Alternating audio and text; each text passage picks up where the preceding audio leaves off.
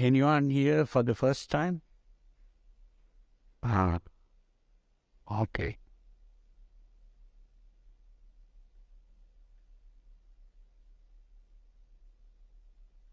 Well,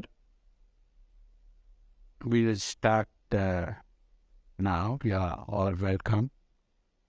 And last time we discussed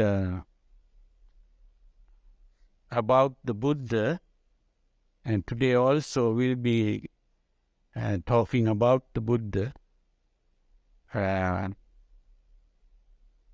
We started with the modern theory of evolution. We pointed out that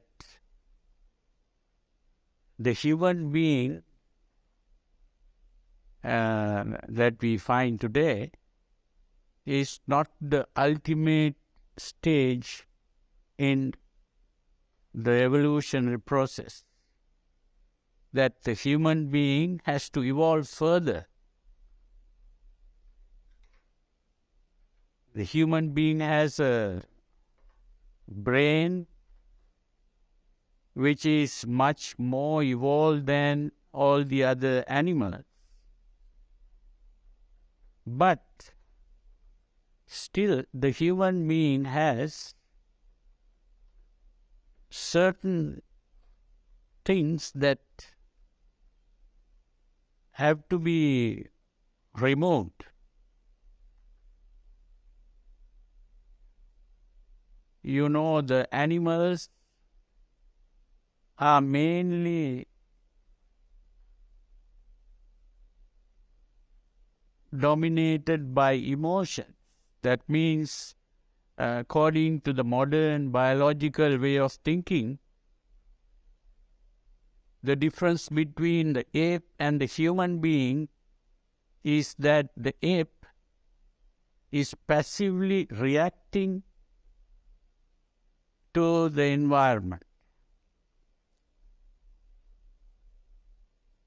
whereas the human being has a special ability to delay that reaction, to get sufficient time to think and decide what is the best response to make in a given situation. Now that means, but we also find that normally all human beings are not all the time doing that. That means every human being is not just rationally responding to things, because we are all the time reacting emotionally.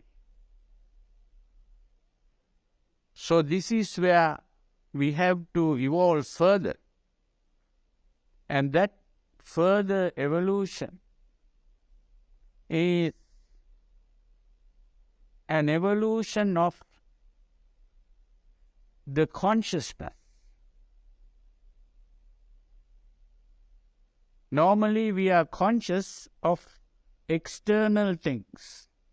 What we see, what we hear, what we smell, what we taste, what we touch, we are aware of. But we are not fully aware of what is going on inside us.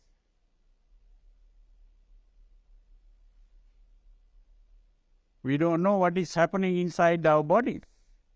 When we are sick, we have to go to the doctor. The doctor is supposed to know better than us about our own bodies. So in the same way, when something happens in our mind, again we have to go to a psychiatrist or psychotherapist, because that person seems to know better about our own mind. So we have to go there. That means we are not fully aware of what is going on inside us. So if our consciousness has to evolve, it has to evolve by becoming aware of what is going on inside.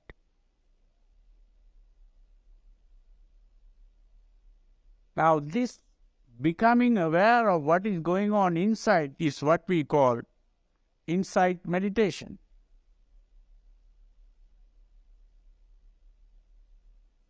This is something that the Buddha taught. Not only that he taught this, he became aware of this himself. And he became fully conscious. We are only half conscious. Not only half, even maybe about 1/3 or 1/5 maybe, because we are not fully conscious. This is why the psychologists talk about the unconscious, which is a part of our mind that we are not conscious of. And the unconscious is like an iceberg. Only the top is the conscious part. And there is a huge part under the water. Like that, what we are unconscious of is greater than what we are conscious of. So this is why we have to become more conscious. And we have to, now the Buddha points out that we are dreaming really. And we have to awaken from that state. So this is why a Buddha, the word Buddha means the awakened one who has awakened, so that there is no unconscious for the Buddha. Is fully conscious.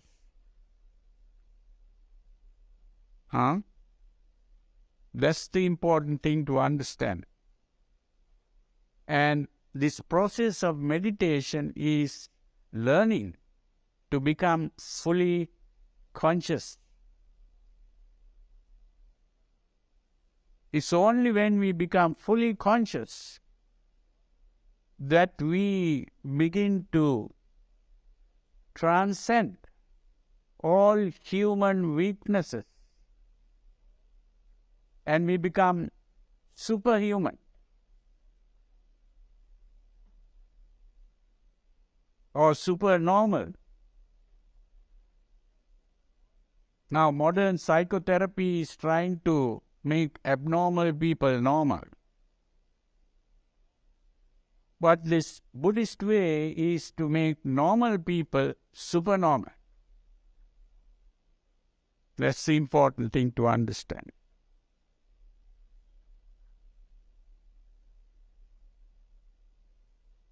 So, this is something that we discussed last time. And we also discussed something more the second time, and that was that when we begin to evolve beyond what we are today, we come to a stage where the human being begins to gain certain psychic powers. We discussed these psychic powers last time. These are called the Pancha Abhinya, the 5 super knowledges. The ability to gain control over the body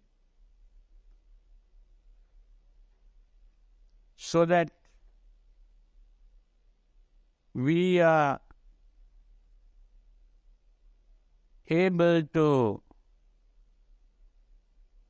do wonderful things. What most in the West people call miracles. These are actually normal, natural, psychic powers that some yogis are said to perform some of these things, even today. But in the time, during the time of the Buddha, there were more wonderful things than what you hear of today. So these five things were the ability to perform some of these psychic powers, like walking on water or plunging into earth or flying in the air or recalling past lives, and the divine eye, which is called like X-ray vision or telescopic vision, microscopic vision, things like that. And also the ability to read other people's thoughts and to hear sounds that are coming from other worlds. So that these are some psychic powers that a normal person, after evolving further, is able to perform some of these things. Now today we are going to discuss another important topic, and that is what I call Buddhology. Now, say, Christians have a thing called theology, talking about God. One very important thing to realize, which has been not realized by most writers on Buddhism and misinterpreted, and that is, people say that Buddhism is atheistic.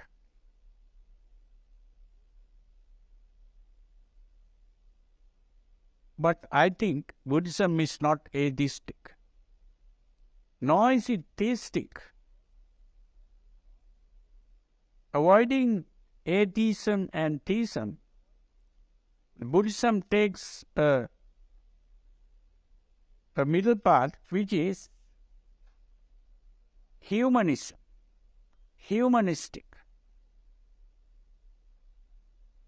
Now, the difference between theistic thinking and humanistic thinking is that theistic religions believe that religion is something that has come down from heaven to earth, carrying the message of the Creator, and the Creator is supposed to be in heaven. And the practice of religion is to obey the commandments of this Creator. And if you follow the commandments, you'll be rewarded by you'll be taken to heaven. If you don't follow the commandments, you'll be thrown into hell. An eternal damnation. Or you can have eternal life if you follow the command.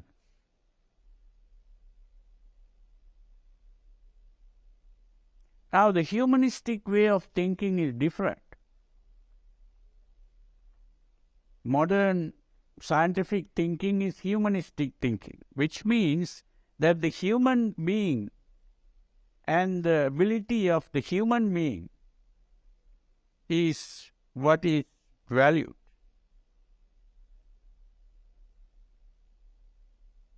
And religion is seen as something that has grown up on earth, not come down from heaven. It has grown up on earth to satisfy a human need, to solve a human problem. That's the humanistic way of thinking.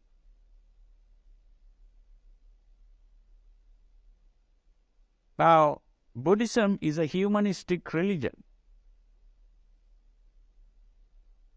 The teaching of the Buddha has been summed up in the form of the Four Noble Truths. You may have read about this. And the Four Noble Truths is actually a description of that problem and its solution. The problem is that our existence itself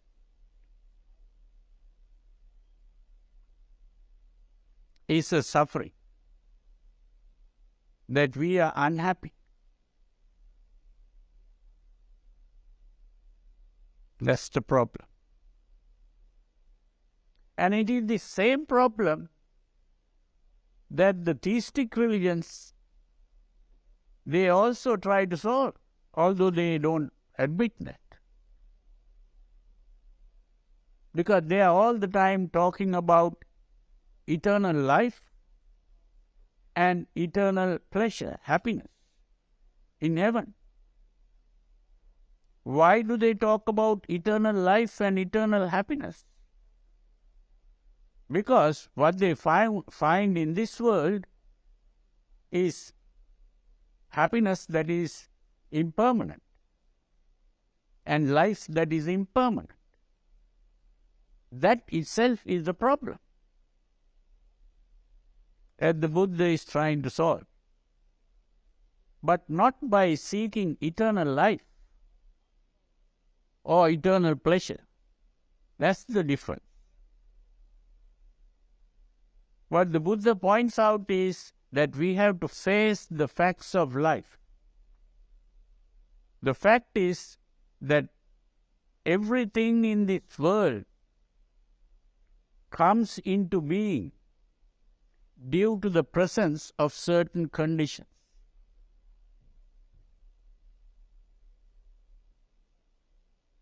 When those conditions are present, it comes into being. When the conditions are absent, it disappears, like a flame. Now, if you strike a match, you get a flame. How do you get the flame? Partly because of the friction, partly because of the gunpowder or whatever there is in the match, and also because there is oxygen in the air, and so many other conditions necessary. So when those conditions are there, the flame comes into being. When the conditions are absent, then the flame disappears. In the same way, our life. If we don't have food, we die. If we don't have water, we die. If we don't have the proper temperature, we die. If we don't have the proper pressure, we die. If we don't have oxygen in the air, we die.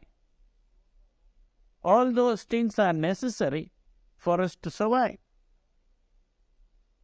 So the survival of everything in this world is dependent on conditions. This is why there is a word that is being used to describe this. And that word is called determinism. It's determinism. Now some, of course, when I use the word determinism, think I am talking about predeterminism. Predeterminism means that everything was decided by someone like God who created the world, and everything happens according to that determination. That is predeterminism. But when you say determinism, we are talking about something happening due to the presence of the necessary conditions. The conditions determine whatever is happening. In ancient times, people thought that all these natural phenomena like thunder, lightning, or even earthquakes, or tornadoes, or whatever there is, things, floods that happen, even rain, all that is done by some kind of spirit controlling the universe. That's how even this idea of a creator came into being. But today, through the progress of science, people have begun to understand this determinism, that everything happens due to the presence of certain necessary conditions. But still, all of us think that inside us, what is going on inside our body is controlled by some soul or self inside us. When I think, there is some self inside thinking. When I speak, there is some self inside speaking. When I act, there is some self inside doing the acting. But modern psychologists like Freud used the word called psychic determinism. That means even our mind is controlled by these necessary conditions. Whatever happens, even when a thought occurs, it happens because certain conditions are there for it to happen. When I speak a word, certain conditions are there. When I act in any way, that's also determined by certain conditions. That is psychic determinism.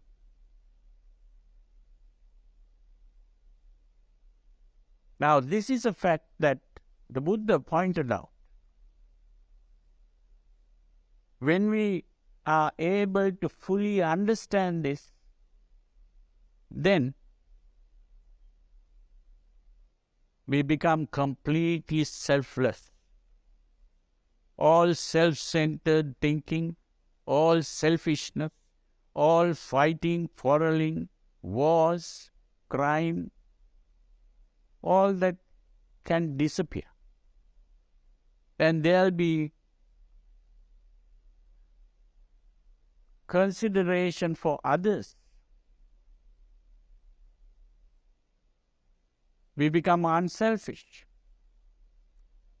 Then only we can have what we call real love, which is selfless love, not the self-centered passion.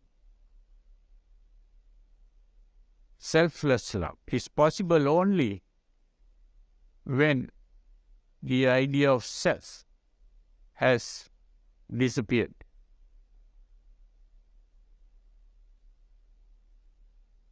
That's the important thing to understand. Now, what I was trying to point out was that this evolved state of the human being is what is truly called God.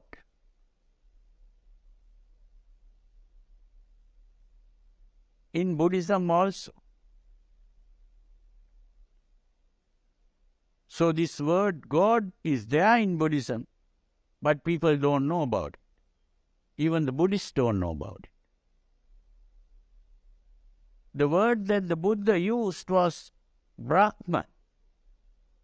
The word Brahman means God with the capital G. There is another word, Deva, which is related to the Latin word Deus. But the Deva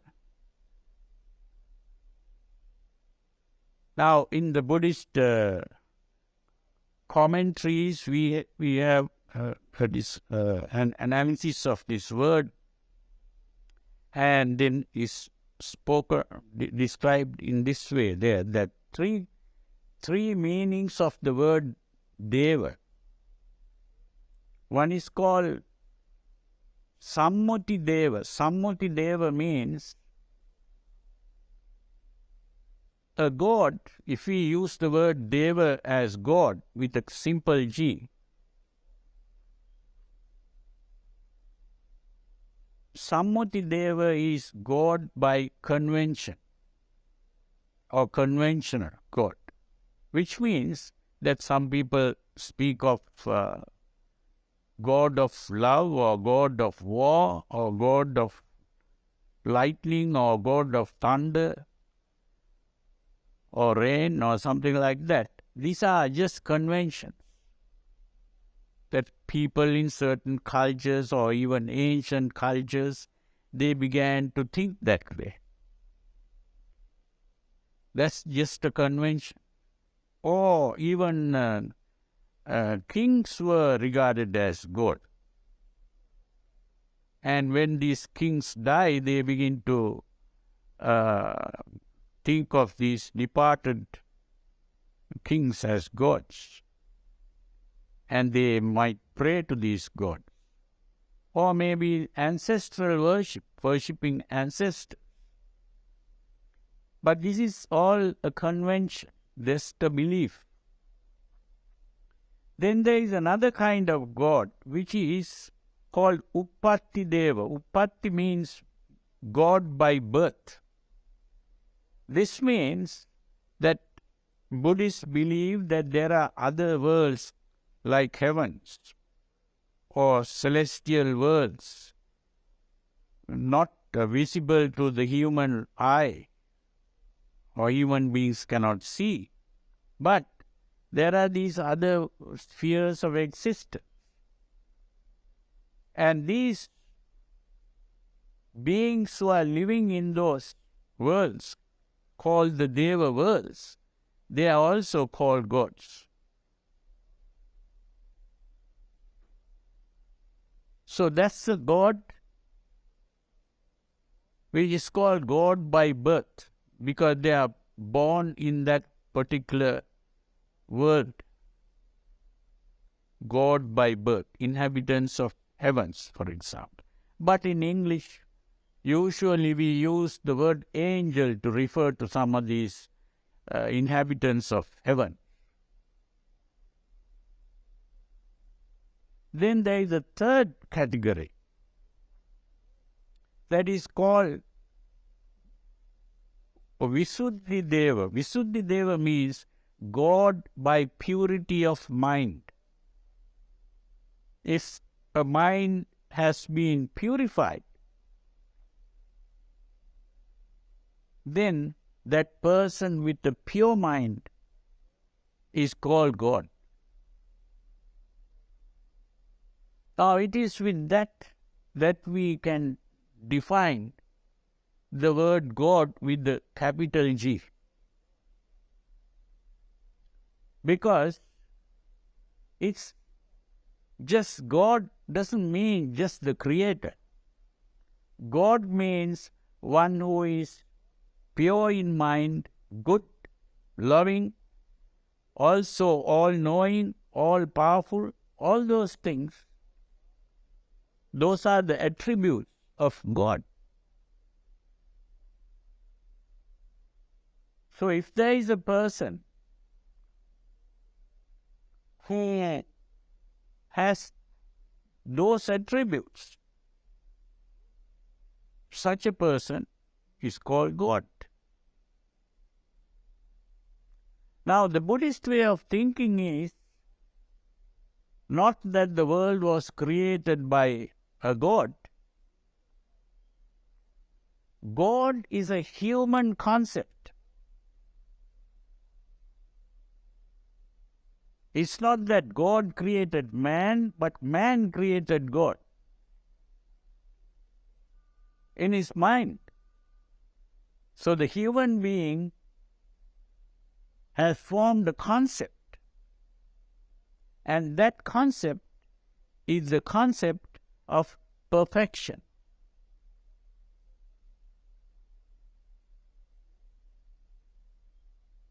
So the human being conceives the ideal of perfection.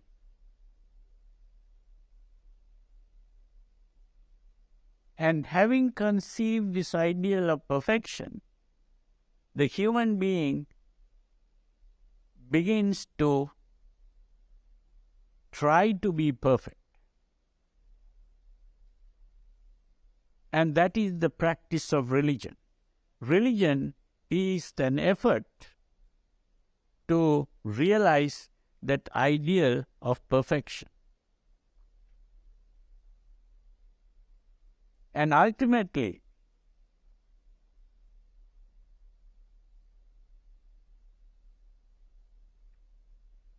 that ideal can be reached. That ideal can be reached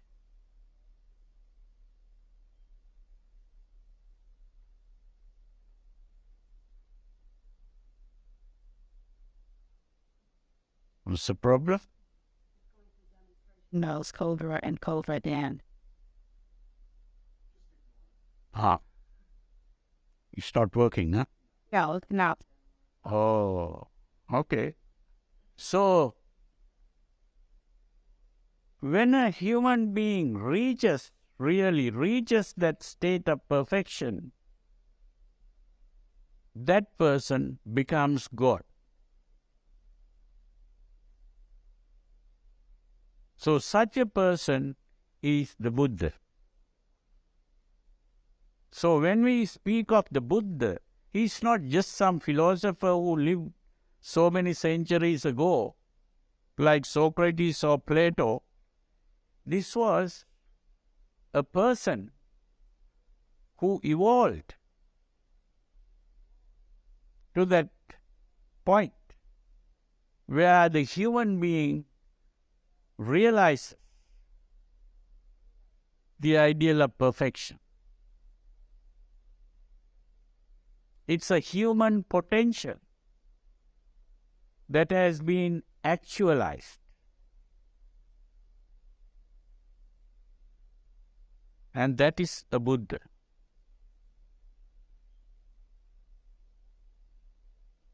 So one important difference between the Christian way of thinking and the Buddhist way of thinking is that a Christian would say a human being can never become perfect. Only God is perfect. But in actual fact, Jesus Christ in the Gospel say, "Be ye perfect, as your Father was perfect." He believed in the ability of a human being to become perfect. That's why I say that Jesus was a Buddhist, not a Christian.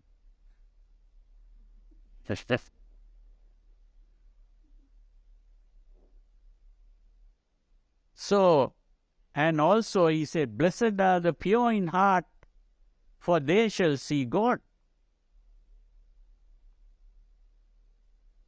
That is not once you have purified your mind, you will see God somewhere there, but you will be seeing God within you because the kingdom of God is within you, not outside.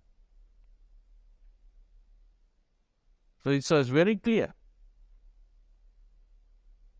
And somehow, the important thing that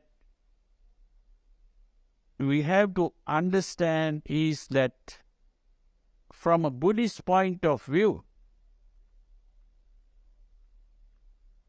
God is one whose mind has been fully purified. Now, what do we mean by purifying? Purifying simply means the mind being free of these self-centered emotions. All emotions are self-centered. That's what Freud said.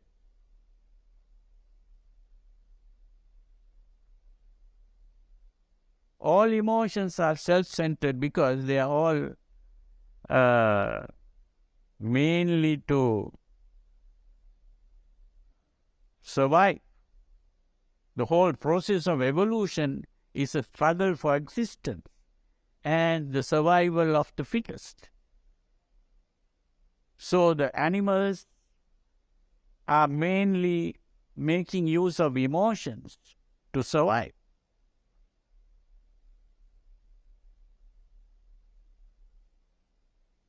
So all emotions are for that purpose.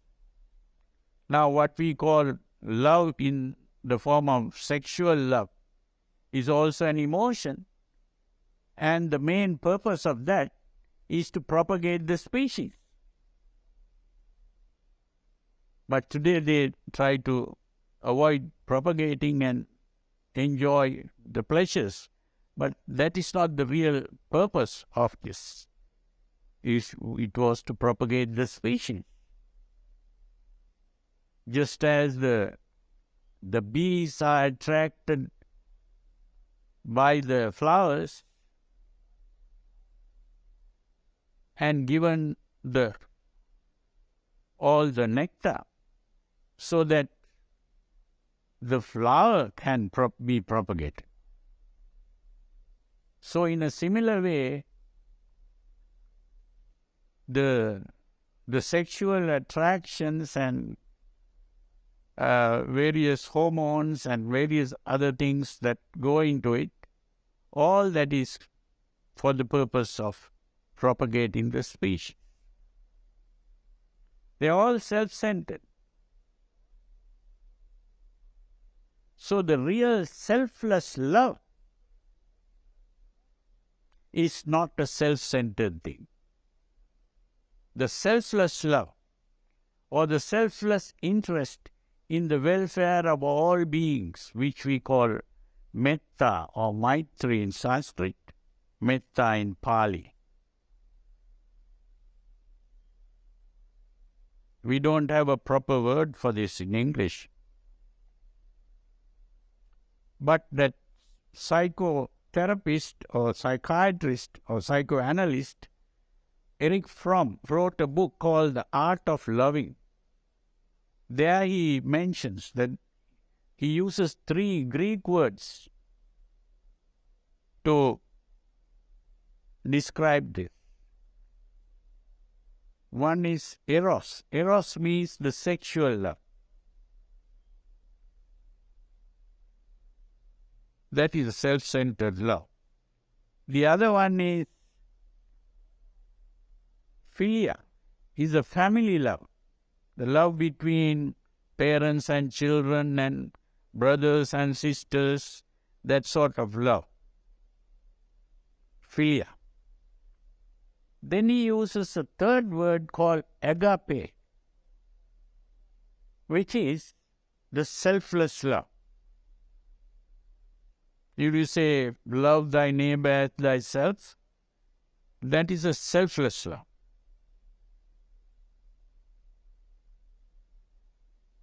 So when you become interested in the welfare of others without thinking of your own benefit, that is selfless love.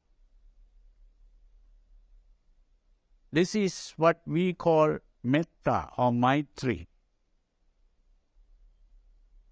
That becomes possible only when our mind is free of these self-centered emotions. According to the Buddha, there are 2 self-centered basic emotions. One is the desire for pleasure. The other is the hatred of pain. Those are the 2 basic emotions.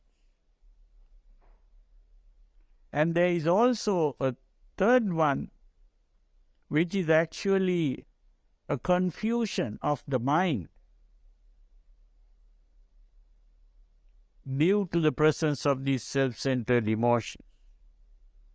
Like when we get angry. When we are angry, we are not able to see what is right and wrong. We might even fight with our parents who really love us. And some people kill their mother or father. And then later they repent. So they do things when they are excited. They do certain things for which they repent later. This is because the emotions, when they are excited, they make you blind. That's why they say love is blind. Not only love, anger is also blind. Fear is blind. All these emotions are blind. We can do all kinds of things, silly things that we repent later.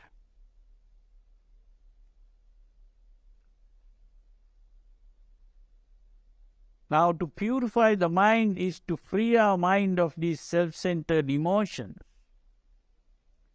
And when our mind is free of these emotions, then we can think clearly.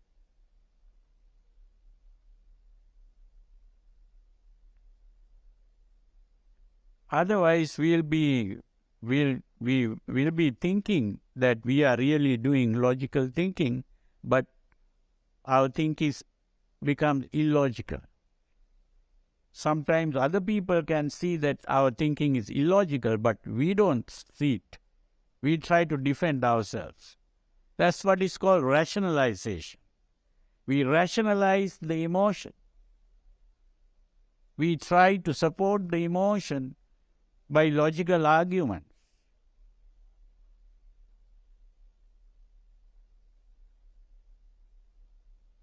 So the important thing I was trying to convey was that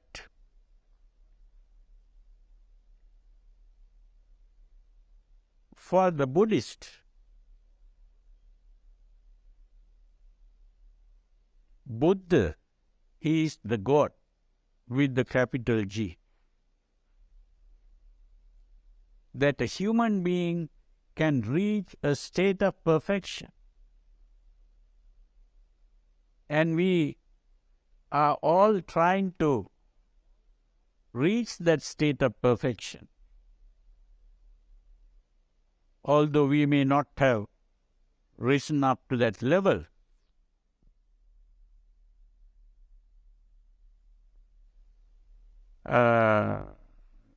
We have to understand this.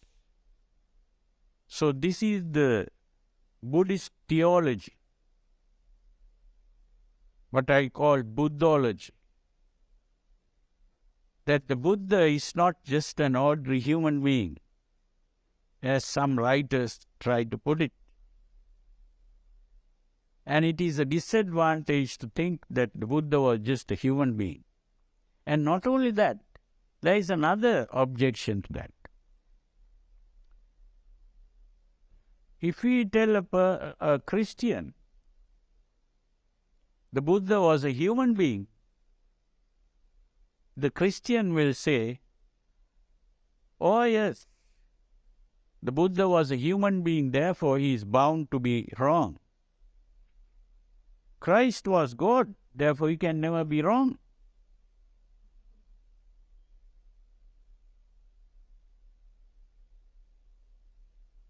And so it's better to, I think even in the Buddhist countries, most people when they write, they say Buddha was a human being.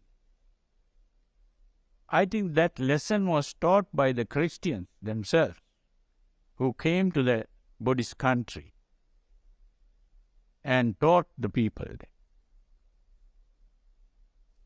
Because their argument is Buddhism is atheistic, and the moment you say you don't believe in God,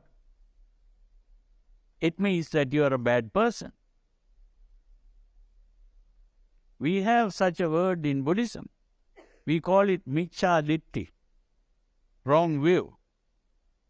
If a person is having the wrong views, that person is a bad person. That's why most Buddhists think that Christians are evil people. Just that the Christian thinks that Buddhists are evil people. You see? But when I came to this country, most people were Christians. I found that they were very good people. From my point of view, I would say they are very good Buddhists. Because we have been brought up to think that only Buddhists are good people and all the non-Buddhists are bad people. Just as the Christians were taught that only Christians were good people and those who were not Christians were bad people. This is just an ordinary cultural prejudice. So it's very important when we talk about the Buddha to point out that the Buddha was God. That is how the Buddhists see the Buddha, as God. We don't mean that Buddha was the creator of the world. Because according to the Buddhist way of thinking, whoever created the world has created suffering. And then, if the Creator had created suffering, he can't be God. So that's why we have a different term for the Creator, if he was a Creator. That is Mara. Mara, of course, literally means death. But Mara is the word for the devil. So in other words, the Creator cannot be God. He has to be the devil. This is why I heard in Zoroastrianism, there were two gods. One who created what is good, and another who created all the evil in the world. Aura Mazda and Ahriman. So one was the creator of all the good things in the world, and the other one was the creator of all the bad things in the world. But actually, if we look at all these religious symbolism, what we see is that all the good and the evil are within the human beings. And the whole purpose of religion is to get rid of the evil within the human being and to cultivate what is good and to purify the mind. This is the meaning of religion.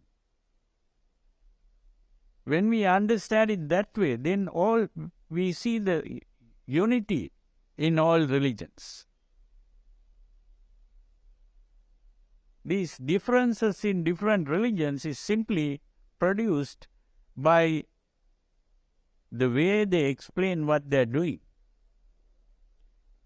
But they are all doing the same thing ultimately. They are all trying to be good. And they are all trying to unite with God.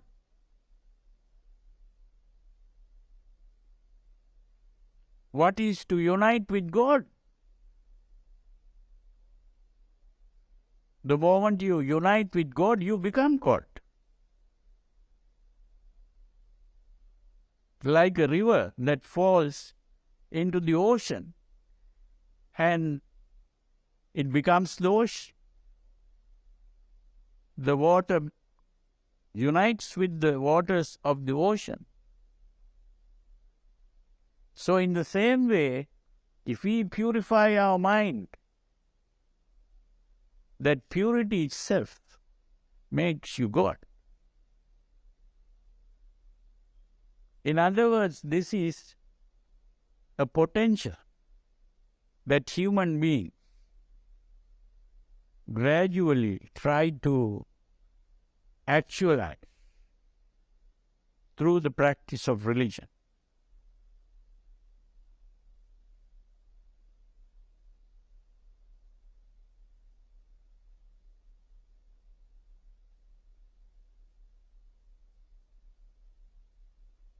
So, I think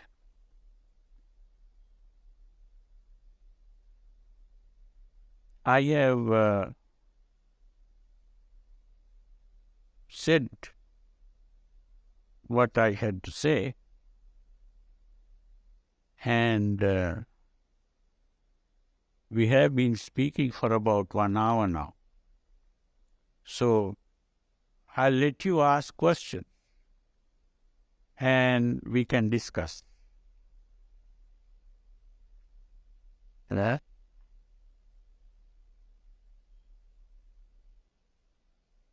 Any questions? Yeah? Read. Last week you were so kind to give us a reading list, and I didn't have a pencil and paper with me, and I was wondering if you could repeat the names of the books that you had suggested to read.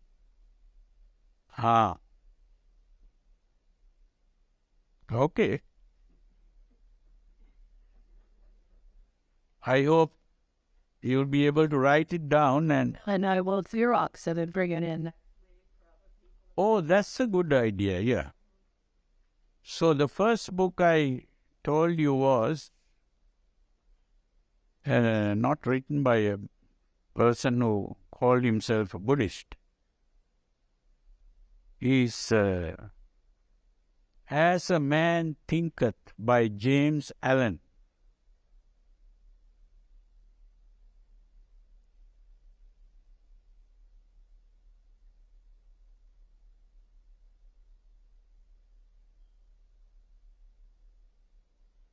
Then the second book was written by a British author who was a journalist who went to Sri Lanka also and learned or studied Buddhism.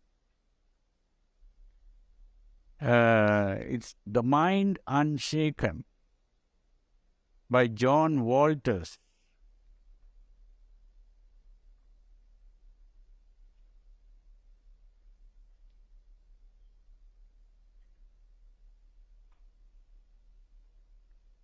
Another book was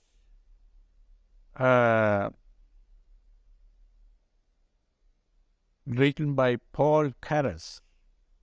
His Gospel of the Buddha by Paul Carus. C-R-R-U-S.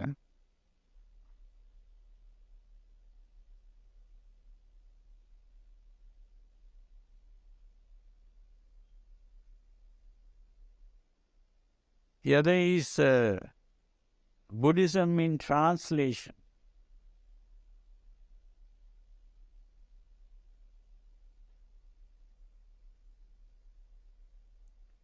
by Henry Clark Warren.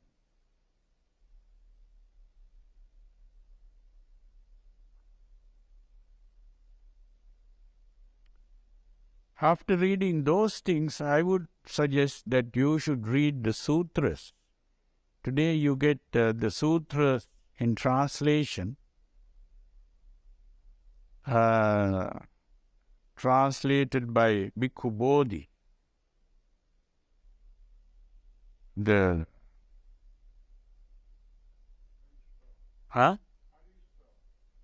Bodhi, Bodhi.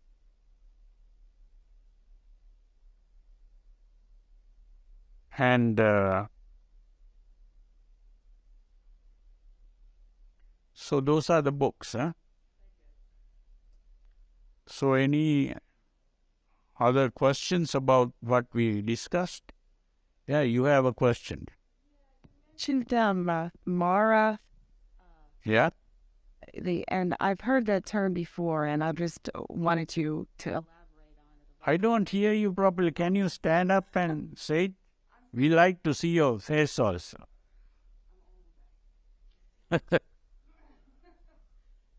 You mentioned Mara, the Buddhist version of the devil, and I've heard that term before, but I was hoping that you could maybe elaborate on it a little bit more. What do you want to know about that? What you were talking about, you were saying that that people consider him the creator of the universe. Now, I'd never heard that before, and I'm wondering if you have if Buddhism has an explanation for the creation of the universe, or why anything exists and what's nothing, and whether any of that has to do with Mara, all of that. Well, I didn't say that the Buddhists believe that Mara created the world. No. The important thing to understand is that the word Mara and the word Brahma has been used by the Buddha as symbols that represent goodness and evil. And this is the same thing found in other religions, where of course they don't look at it as a symbol but as a reality. That's the difference. But in Buddhism, God and the devil are seen as symbols representing goodness and evil. And the other thing is, the other question is very important also, which is that people believe in a creator, and people often ask who created the world. Once I was invited to go and talk to some prisoners in prison. There was a monk, a Mahayana monk, who was frequently going to the prisons and talking to the prisoners about Buddhism and teaching meditation, I suppose. So he asked me to join him one day and asked me to give a talk there. So I finished the talk, and then one young man got up and asked, "Who created the world?"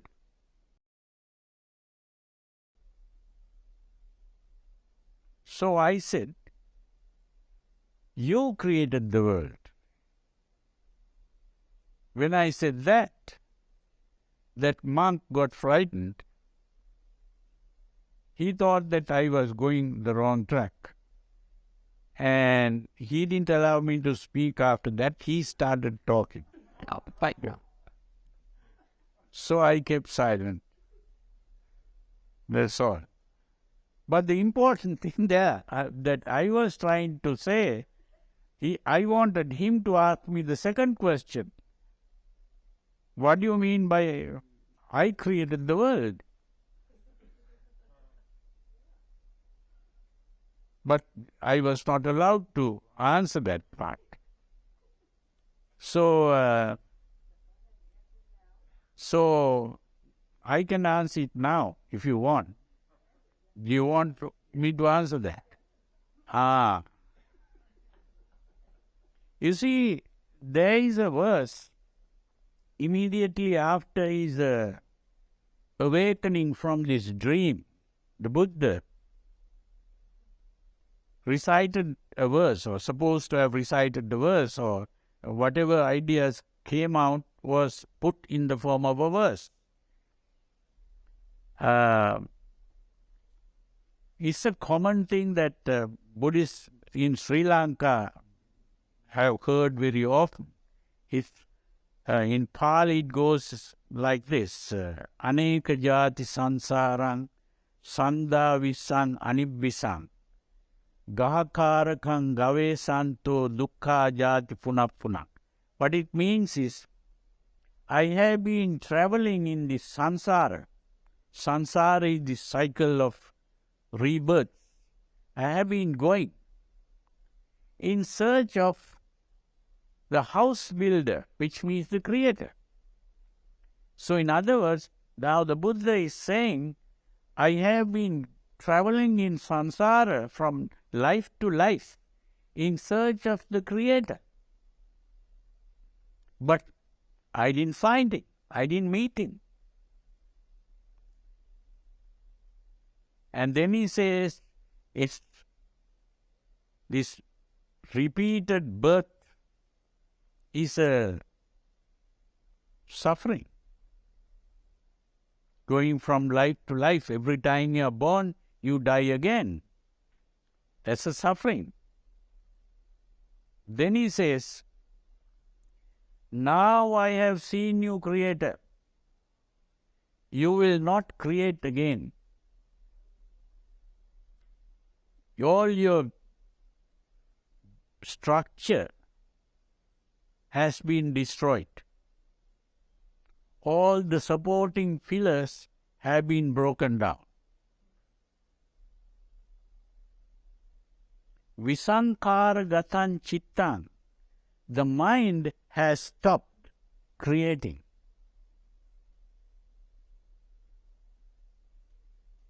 The emotional urge has been destroyed.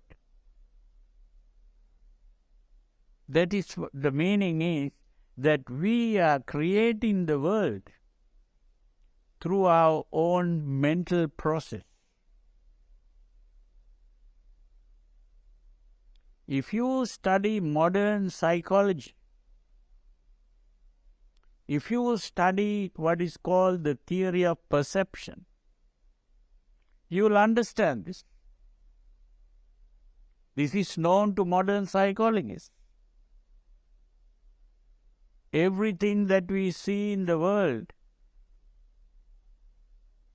is a construct.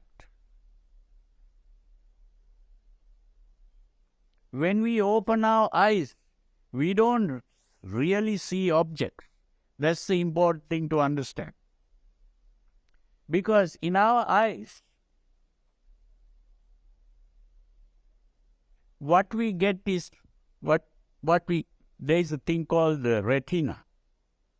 And there, the optic nerve comes to that point. And there, in the optic nerve, there are small nerve endings. It's a collection of nerve endings.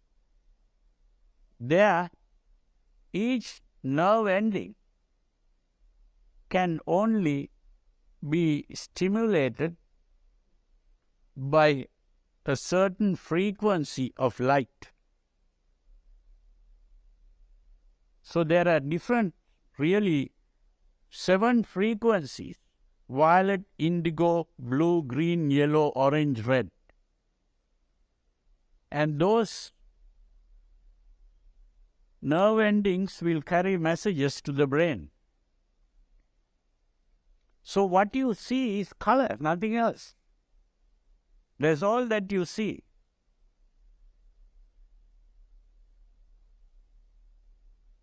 But out of this field of color that you see, you begin to construct things.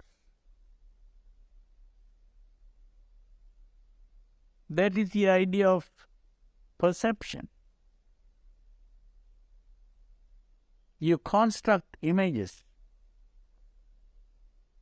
by putting together certain pieces and separating other pieces. Now, a person who paints is a person who is able to simply put those colors in the proper way so that when you look at it, you begin to construct that yourself.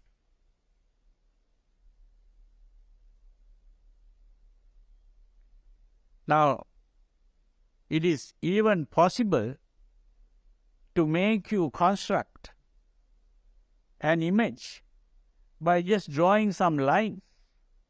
The moment you see the lines, you begin to form an image. Like, say, for example, I draw a circle on a board. I draw a circle, and then I put 2 points on the circle, and then one line perpendicular, and another line, horizontal line. And then I ask you, what do you see? You'll say you see a face.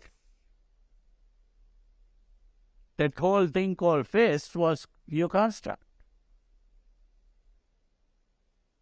So in a similar way, a painter could just paint a picture like that.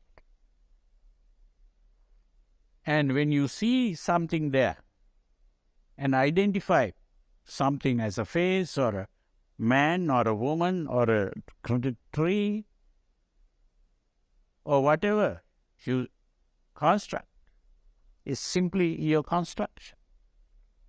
Now that construct is what is called sankhara in Buddhism.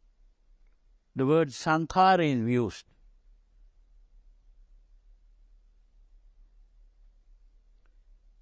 So in other words, the world that we see is all the creation of the mental process. Now when we say this, some people who have been studying philosophy might say this is idealism, because there were philosophers in the Western world, or Western philosophers. Among the Western philosophers, there was a time when 3 people, this very important part of Western philosophy, and all, I think, British philosophers. One was Locke. Locke was a materialist. That means he pointed out that there is no such thing as a mind, there is only matter.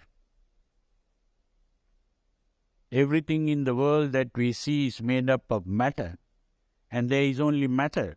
What we call the body is also made up of matter, and the brain is made up of matter. And what we call the mind is simply the activity of the brain and the nervous system. There is no other mind. That's what he pointed out. So he was called a materialist. Now there was another man who was a Christian bishop. His name was Berkeley. He said, no, you're wrong. There is only mind. There is no such thing as matter. And he also had a good argument. He said, whenever you speak of matter, you are simply talking about what you perceive through your senses. You see something with your eyes. That is all a picture in your own mind. When you hear a sound, it's all something coming in your mind. When you talk about a smell, it's all in your mind. When you talk about a taste, it's all in your mind. Even when you touch something, it's clear sensation that you begin to perceive. It's all your perception, all in your mind. Therefore, there is no such thing as matter. There is only mind. That is also correct. How the problem is, these are 2 concepts that erase the opposite. If you take up the idealist point of view, matter disappears. And if you take the materialist point of view, then mind disappears. So who is right? Then came a third philosopher. This was Hume. He said, well, you are both wrong, but partly correct. There is no such thing as matter. There is no such thing as mind. We can only talk about sense experience. There is only sense experience. There is no such thing as mind or matter. Both are creation of your mental process, which is your sense experience. So we can only talk about sense experience.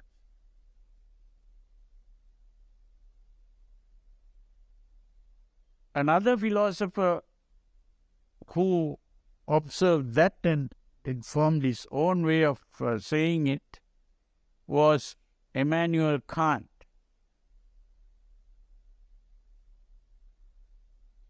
Who spoke about two things. That was what he called the phenomenon and the noumenon. What he called phenomenon is simply what is being experienced. That experience was accepted, but he put a new word for that. What is experienced is the phenomenon. But he said there must be something outside which is creating this, which we cannot see or know. And that thing that we cannot see is the noumenon.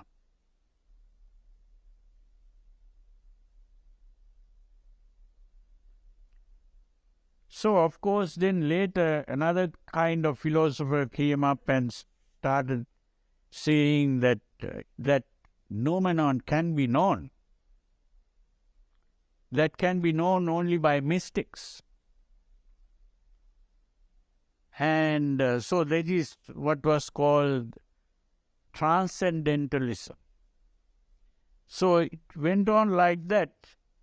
But the important thing is to know what did the Buddha say about it. The Buddha pointed out,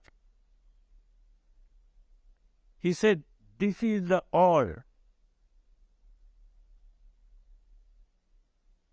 The eye and what is seen, the ear and what is heard, the nose and what is smelt, the tongue and what is tasted, the body and what is touched,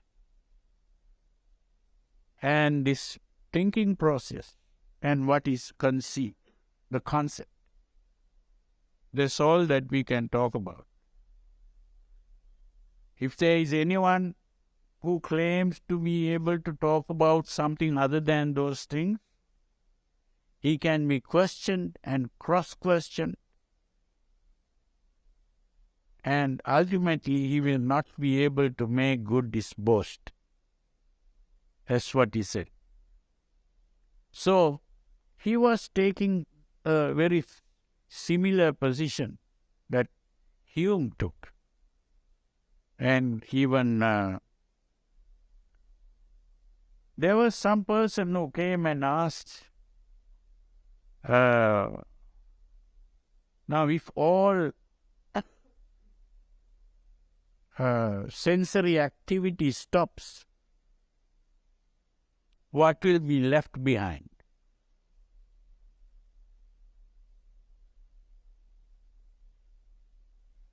Then the disciple of the Buddha, Sariputta, said,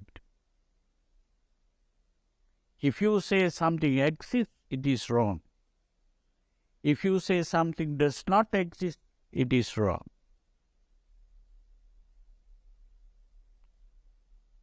Whatever you talk about is simply a category,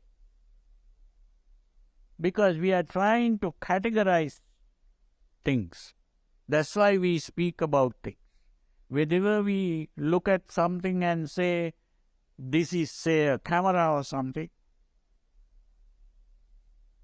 you are categorizing percepts. You have seen cameras earlier, and so you said you put this into that same category or class. Every time we form a concept, we are classifying things. It's just a class, a category. So when you ask the question, what is there beyond perception, then you're asking for which category it belongs. You're trying to categorize something which is not a category. Now, this was also mentioned even by Kant. Same thing he said. So it's very interesting that at least there are few Western philosophers who have been thinking about this and come out with solutions. But the important thing is that what the Buddha points out is that we have formed a concept of existence. The word that we use in Buddhism is bhava. Bhava means existence. Now, when we talk about existence, we are talking about the existence of what we see outside and what we see inside. What we see outside we call the world as a general term. And what we see inside we call the self.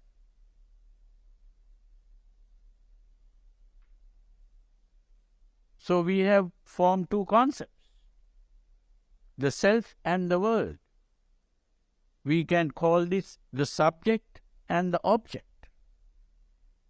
The object is what is outside, the subject is what is inside. So we believe the subject exists and the object exists. So when we talk about seeing something, we always think the subject came into being, and then there is an object, and then the subject and the object come together, and that is seeing, or hearing, or smelling, or tasting, or touching, or thinking. All this is, that whole experience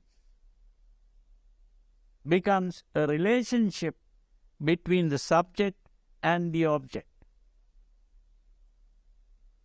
So we are all the time thinking of subjects, objects, and relationships.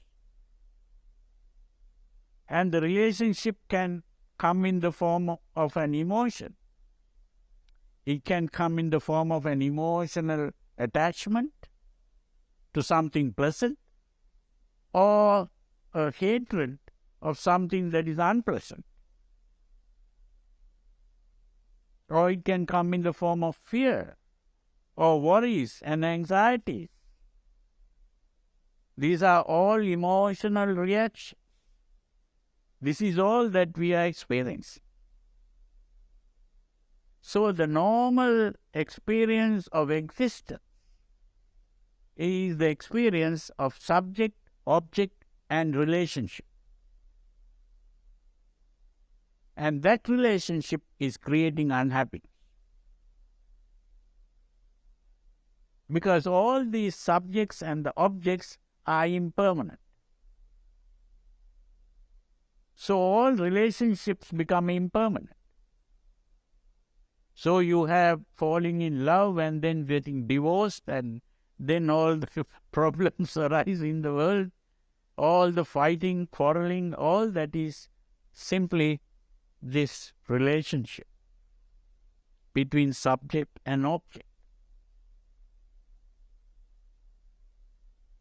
So what the Buddha points out is, we can get out of this whole thing. Because this existence is simply a creation of the soul, the mental process.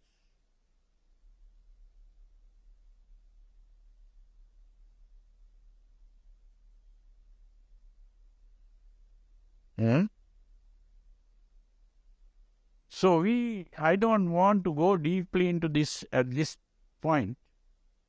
We'll be dealing with these things later.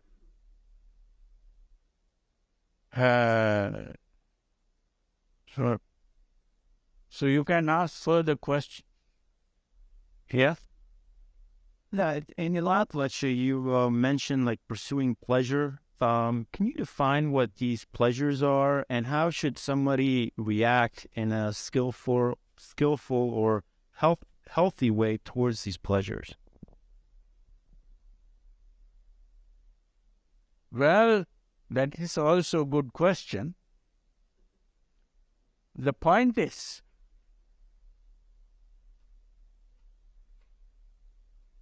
there are three kinds of sensation.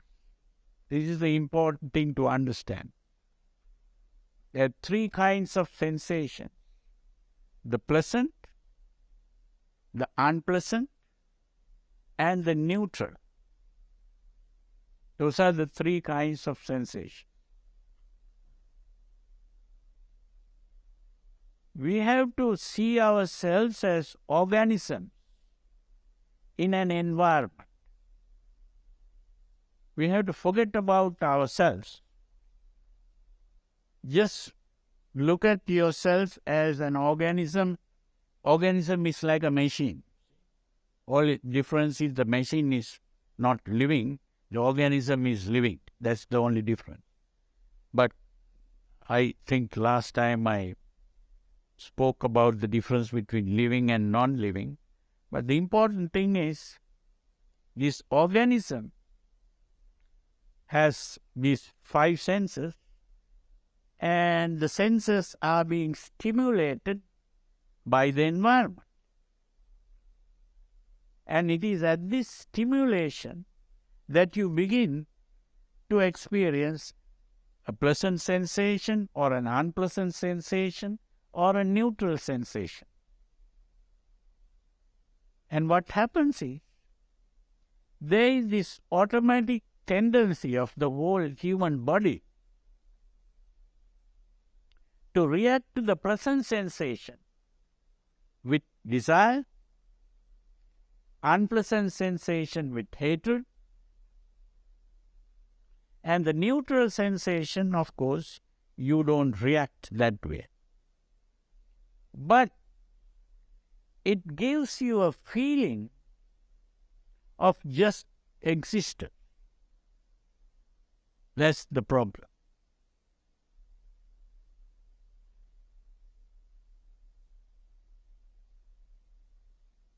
So,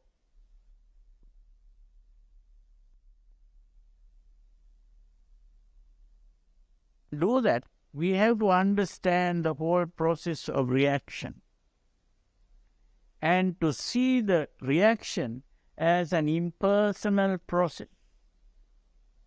If you personalize the reaction, then you can't get rid of it. Normally, we personalize that whole reaction. When you have a desire for something, you think, oh, I desire it. When you hate something, you say, I hate it. That means you are personalizing the desire, or personalizing the hatred, or personalizing the fear, or personalizing the worry. Right? Now, if you don't do that, if you can see how it is happening, here the stimulus coming, the moment the stimulus comes, then there is the first part of the reaction is what is called the cognitive part of the reaction. You cognize or recognize something. Right? Say you walk on the street and you see a nice looking girl going. The moment you see that, nice looking girl, then that is cognition. You have cognized. The moment you have cognized, your past memories also get into this, and a desire arises. That's how it happens naturally. A desire arises. Now, with the coming of the desire means a physical change takes place. You see, messages are sent from the brain to the glands, maybe the sexual glands, and then these sexual hormones are being secreted into the blood, and this goes to various parts of the body, and then changes take place in the body itself. And then, of course, you are being controlled now by your hormones. But you don't know that. You think you are doing it. I have this. You personalize that whole thing.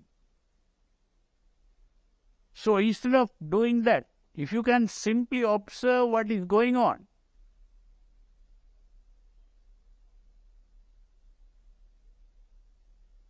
that observing itself stops that. And the other thing is that this also produces tension. That whole emotional excitement produces tension in the body. The muscles become tense. And this tension makes you uncomfortable. And then you want to get rid of this discomfort. And the way you see to get rid of the discomfort is to get what you want. So you might want to go and talk to this girl, or maybe make an appointment and meet her again, or all kinds of plans you begin to form. And then your tension will be released only when you have got what you wanted. Till you have got what you wanted, your tension will remain and make you uncomfortable. So you have to see this happening to you. But normally we don't see this. We don't even know what is going on. And you begin to personalize, and you begin to do all kinds of things, mischief, and then you get into trouble also sometimes. Huh? You know that, huh? So this is the problem. So this is what the Buddha calls dukkha, or suffering. Because every time we desire something, we are not able to get it. Every time we hate something, we are not able to get rid of it. Every time we fear something, we are not able to run away from that. And this produces all the worries and anxieties of life. And this is what today people call stress. And they pay a lot of money to learn how to manage stress. So you see, and then psychotherapy and all those things come into this. So the important thing is to learn what is going on and see that this emotional excitement is actually a disturbance of the mind. Your mind was calm at first, and you are quite happy. But the moment you see this object, you become unhappy as a result. Your mind is disturbed. So if you want happiness, what you have to do is not to be carried away by this emotion and go and act and release tension that way, but learn to observe what is happening, and you can relax the body completely and calm the mind. So it's calming the mind that can get rid of the emotion. Not by suppressing or repressing or doing any of those things. You have to learn to relax the body and calm the mind. That's the important thing. Well, yeah.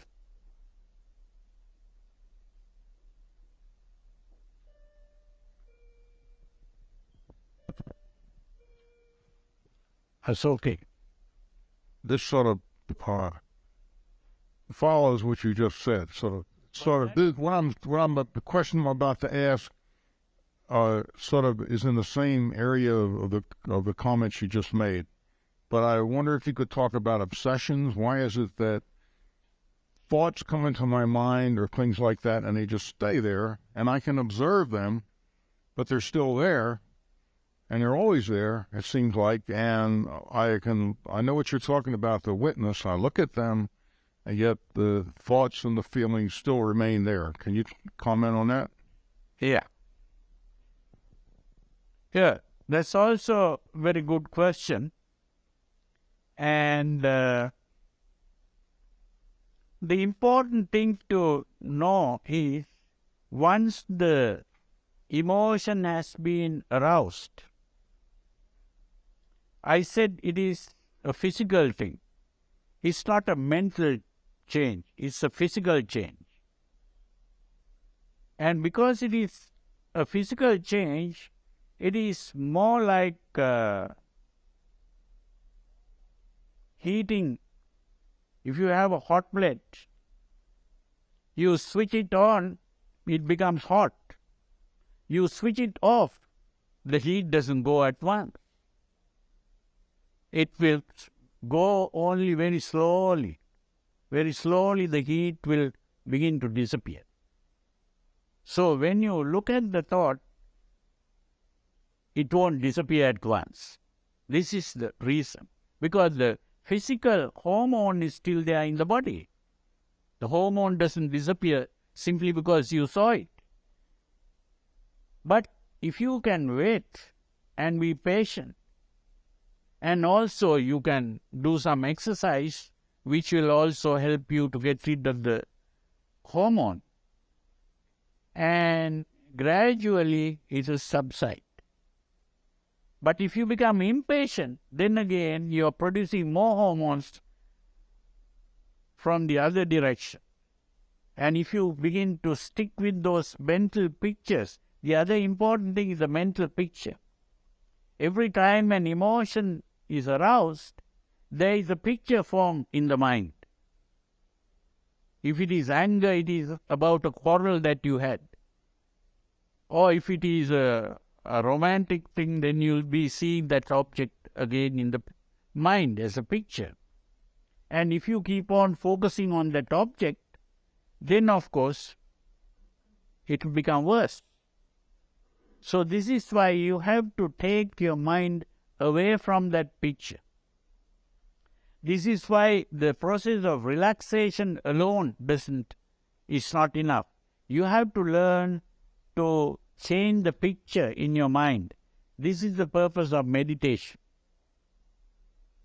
Meditation is learning to change the picture, like changing channels on TV. You can change. Press a button and it changes. So like that, you can change the picture. So when you meditate, simply looking at the breath is not enough. Or just sitting is not going to help. The important thing is, even when you are sitting, you must learn to relax. Become aware of the tensions in the body and learn to relax.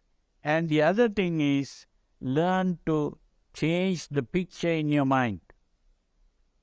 So if this picture is sort of forcing itself onto your mind, it is happening because the body tends to project the picture into your mind automatically. It's the change in the body itself that is doing that. So the mind begins to influence the body begins to influence the mind. It becomes a vicious circle. So you have to break that circle.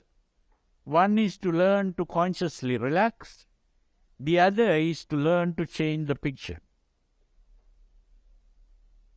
So this is why the Buddha, if it is a sexual desire, the Buddha taught a method of getting rid of that picture. But to get rid of the picture, you have to first practice this when your mind is not disturbed. And that is to do what I call the anatomical meditation. You think of the anatomy of the body. You can take a book on anatomy and look at the pictures and think of that and think of the anatomy of the body. And if you practice that meditation, not when you are sexually excited, but when you are in a calm state, keep on thinking of this anatomy. After some time, whenever the sexual excitement comes, you can think of the anatomy. So, when you think of the anatomy of the body, you are looking at the inside of the body, not the outside of the body.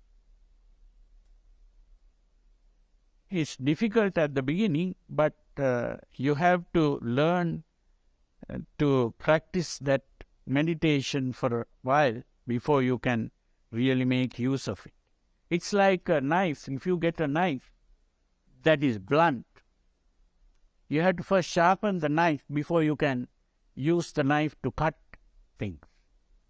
So in a similar way, you have to practice that meditation when you are in a calm state, and when it becomes a strong meditation, then you can use that to attack the wrong kind of thought that you want to get rid of. That's how it's done.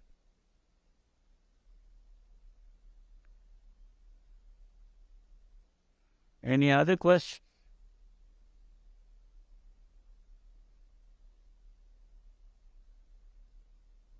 You have one?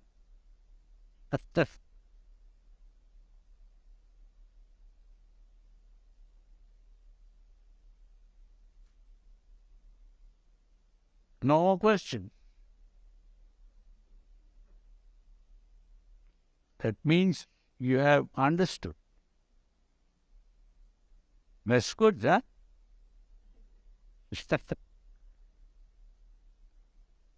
So next time we'll be discussing, we have stopped the discussion about the Buddha. And next time we'll be discussing the teachings of the Buddha. And we begin with what I would call the cosmology, which is the cosmos, about what did the Buddha speak about the world outside, how he saw the world outside.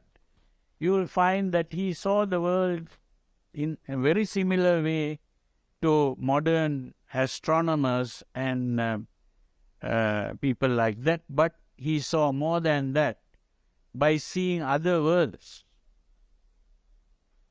That is through his psychic powers that he developed. He was able to see other worlds that the normal human eye is not able to see.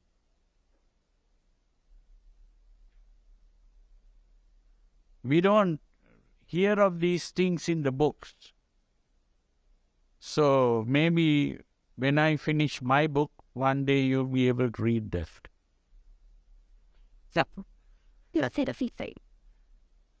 So we'll be speaking about that next time. So you could come and listen to that. So, if you don't have any further question, we can bring this to an end. So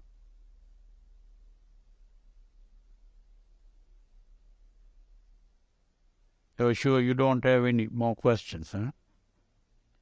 Okay, I will just chant a blessing to bless you, bring you good health, happiness and success in whatever you do. Listen with devotion. Bhavatu sabba mangalang rakkhantu sabba devata sabba buddhano bhavena sada sutti bhavantu te. Bhavatu sabba mangalang rakkhantu sabba devata sabba dhammano bhavena sada sutti bhavantu te. Bhavatu sabba mangalang rakkhantu sabba devata sabba sanghano bhavena sada sutti bhavantu te. May you all be well, comfortable, peaceful and happy. Sukhi.